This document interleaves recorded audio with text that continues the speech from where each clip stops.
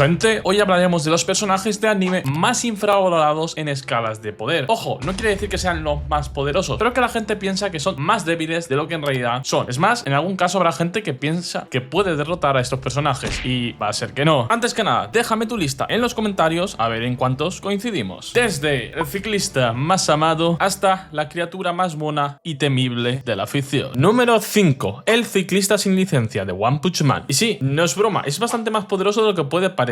Y así empezamos poco a poco. Así de primeras, es un héroe clase C. Aunque estos son técnicamente los más débiles, están muy por encima de un humano promedio. En el caso del ciclista sin licencia, básicamente tiene un cardio cojonudo, ya que se pasa todo el día en una bici de aquí para allá. Y una tolerancia al dolor bastante considerable, ya que se tanqueó bastantes golpes del rey del mar profundo. Aunque es verdad que este estaba jugando con él más que otra cosa. Ahora bien, hasta aquí no es la gran cosa, y correcto. Pero hay un momento de webcomic, ciclista sin licencia pasa a estar al nivel de los mejores héroes clase A. Digamos que al ciclista sin licencia básicamente lo despiden. Le dicen, sí tío, eres muy buen Eures, la gente te quiere, le caes bien a los niños, pero eres un inútil, no das la talla. Por lo que decide unirse a los Neo Eures. Y estos, viendo que aun pese a ser muy débil, se esforzaba demasiado, siempre lo intentaba, le dieron un traje incluso mejor que los base. Era un traje especial. Y esto lo podemos ver cuando aparece una amenaza a nivel demonio que derrota a un grupo de Neo Eures y además a un héroe clase A como Stinger, que es este personaje de aquí. Un personaje que le dio una pelea bastante interesante a Garou humano, pues el monstruo les dio una paliza a todos, hasta que aparece el ciclista sin licencia, consigue esquivar sus ataques, que son básicamente rayos, ya que el monstruo parece una especie de tormenta eléctrica, por así decirlo, consigue esquivar esos rayos, consigue tanquearse varios de esos golpes, y cuando parece que está a punto de rendirse, le mete un gancho y lo destroza. Derrotó a una amenaza nivel demonio, probablemente al mismo nivel que el rey de mar profundo o incluso superior. Estamos hablando de que está derrotando amenazas muy grandes, que supera la velocidad del sonido por mucho, probablemente llegue casi a la velocidad del rayo, porque los top tier Eure clase A son velocidad rayo, así que pasa de ser un humano superior a ser un tío que se paparía al Shingekiverso, a Kimetsu no Yaiba, y sería bastante considerable en el universo de Boku no Hero Academia, así que sin duda no era tan débil como creías. Número 4. Seiya de los Caballeros del Zodiaco. Y es que probablemente este universo sea uno de los más poderosos dentro de los universos bastante conocidos, y aún así mucha gente cree que Goku puede ganar la Seiya. Ya te puedo asegurar que no está ni cerca. Así de primeras, básicamente todos los Caballeros del Zodiaco son entrenados para destruir a nivel atómico. Eso escala ya bastante. De hecho, creo que en su primera aparición ya es velocidad del sonido, y la velocidad del sonido os puedo asegurar que para Seiya no es nada. Pero vamos con algunas hazañas. En lo que respecta a potencia de ataque, capacidad destructiva, Seiya tiene las siguientes. Pudo contrarrestar un ataque de Saga de Géminis, que era la explosión de galaxias, que en este caso el nombre define muy bien hasta qué escala. Puede petar por lo menos una galaxia. Con la armadura divinidad derrotó a Thanatos. Ya estaríamos hablando de un nivel universal o incluso multiversal, debido a que el cosmos divino debería escalar por encima del choque de dos ataques que eran la destrucción y el inicio del universo, donde se destruyeron incontables universos una y otra vez. Y dioses como Thanatos deberían escalar superior a esto. Y si esto hay un poco de dudas, durante su enfrentamiento contra Hades, durante algunos momentos puntuales, llegó a demostrar ser bastante superior a Hades. Por lo tanto, Seiya estaría por lo menos a un nivel multiversal bajo. Incluso hay gente que dice multiversal complejo, debido a que Hades es el creador del inframundo y campos elíseos, que son universos infinitos con diferentes espacio-tiempos. Se va complicando un poco la cosmología. Y si hablamos de velocidad, tampoco se queda corto. Supera por miles de veces la velocidad de la luz, ya que por ejemplo pudo recorrer la hiperdimensión en cuestión de minutos, o reaccionar a los ataques de Thanatos que podían cruzar universos infinitos. Así que sí, Seiya sería miles de veces la velocidad de la luz. Incluso hay gente que dice que escalaría a velocidad infinita. Imagínate ya la fumada. Por lo tanto sí, Seiya se papea no solo a Goku, sino a todo el universo de Dragon Ball, One Punch Man y seguramente a tu verso favorito. Pero pasemos al número 3. Número 3. Yajirobe de Dragon Ball. Y básicamente Yajirobe es el Potential Man de Dragon Ball. Fácilmente, si entrenara, sería mucho más fuerte que Krillin o incluso que Tenzin Han. Prácticamente que todos los humanos, sin contar a U, porque no es un humano precisamente normal. Pero incluso con esto Yajirobe es bastante fuerte. Fácilmente destroza a varios universos de shonen de peleas y a sus protagonistas. Repasemos algunas de sus hazañas más locas. Peleó contra Goku de igual a igual. Un Goku que ya se había enfrentado contra Tenzin Han. Y no digáis que Goku estaba cansado, porque había recuperado las energías por comerse el pescado de Yajirobe. Es más, el propio Goku admite que es extremadamente resistente, ya que se tanqueó sus golpes muy bien. Pudo resistir los golpes de Zimbal, uno de los hijos de Piccolo más poderosos. Incluso esquivar sus técnicas de ki y sobre todo derrotarlo y cortarlo en trocitos con su espada y después comérselo. Sí, bastante turbio esto, pero bueno. Y todo esto básicamente con talento natural, porque Yajirobe no había entrenado su ki, no había tenido un maestro como el maestro Roshi. Más adelante sería entrenado por Kamisama, ya que venían los Saiyans y bueno, junto a Krillin y compañía fue entrenado. Ahí aumentaría mucho su poder, pero obviamente no se tomó el entrenamiento tan en serio como los otros. No por nada ni siquiera va a luchar contra Nappa y Vegeta. Está cerca pero no va cara a cara. Bueno, también porque es un cobarde, obviamente. Y por último tenemos su hazaña más loca: ser lo suficientemente rápido y fuerte como para pillar desprevenido a Vegeta y cortarle la cola cuando era un Ozaru. Es verdad que teniendo en cuenta la lógica de Dragon Ball, si estás un poco distraído o no atento, tu resistencia baja muchísimo. ¿Es así o no, Goku? Pero aún con esto, Yajirobe es extremadamente fuerte y muy superior a protas de Shonen, pero lamentablemente es algo vago y cobarde. Pero ya digo, aún así, escala bastante considerablemente. Kimetsu no Yaiba, Shingeki Verso y muchos versos del anime son destruidos por este gordito. Pero pasemos al número 2. Hey, si te está gustando ya sabes, compártelo, dale al hype